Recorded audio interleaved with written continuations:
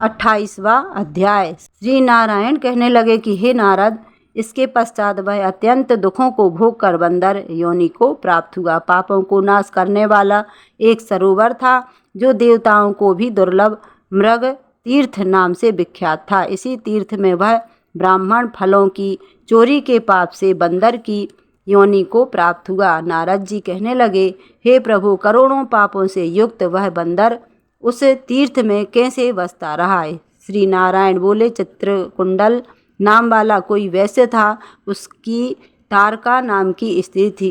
इन दोनों के पुरुषोत्तम मास करते हुए पुरुषोत्तम मास चला गया। पिछला दिन आने पर स्त्री सहित चित्रकुंडल ने अत्यंत प्रसन्नता के साथ उद्यापन किया और उद्यापन कराने के निमित्त स्त्री सहित वेद वेदांग को जानने वाले ब्राह्मण को बुलाया। हे नारद, वहाँ धन के लोभ से कंजूस ब्राह्मण को अत्यधिक दान देकर प्रसन्न किया। उसकी बहुत सी दी हुई दक्षिणा से ब्राह्मण अति प्रसन्न होकर अपने अपने घरों को चले गए, परंतु अत्यंत लोभी वह कंजूस रोता हुआ उसके आगे आकर खड़ा हो गया और विनय से नम्र होकर अति गदगद वाणी से चित्रकुंडल से बोला, हे चित्रकुंडल, वैश्यों के पति, आप इस समय कृतार्थ हो जो आपने पुरुषोत्तम का सेवन किया। ब्राह्मणों को बहुत सा धन दिया, किंतु मुझे भाग्यहीन को क्यों नहीं कुछ दिया? उस कंजूस के ऐसे वचन सुनकर उस वैश्य ने कंजूस को भी बहुत सा धन दिया। उस ब्राह्मण ने इस धन को लेकर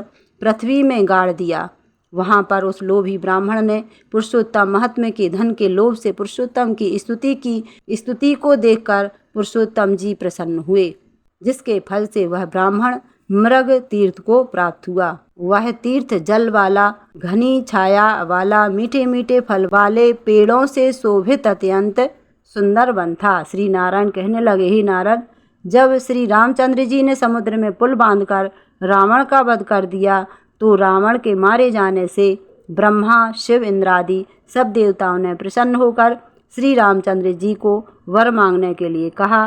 तो उस समय रामचंद्र जी ने कहा, हे देवताओं, यहाँ पर जो सूरवीर वानर राक्षसों के हाथों मारे गए हैं उनको शीघ्र जीवित कर दो। इतना सुनते ही देवताओं ने अमृत की वर्षा करके सब वानरों को जीवित कर दिया। जीवित होकर सारे वानर जय जयकार कर उठे। फिर श्री रामचंद्र जी विमान में बैठकर चारों ओर खड़े हुए वानरों को कहने लगे, जहाँ जहाँ पर मेरे ये बहुत काल तक जीने वाले वानर बसेंगे, वहाँ वहाँ पुष्प फल वाले वृक्ष हो जाएंगे, नदी मीठे जल वाली हो जाएगी, शीतल सुंदर सरोवर होंगे। मेरी आज्ञा से तुम सब जाओ, तुमको कोई नहीं रोकेगा। हे नारद, फिर वह लोभी वानर पर्वत जैसा बढ़कर बहुत सी भूख और प्यास से युक्त होकर लोभी हो वन में विचरने लगा। जन्म से ही उसके मुख से पित्त की पीड़ा थी।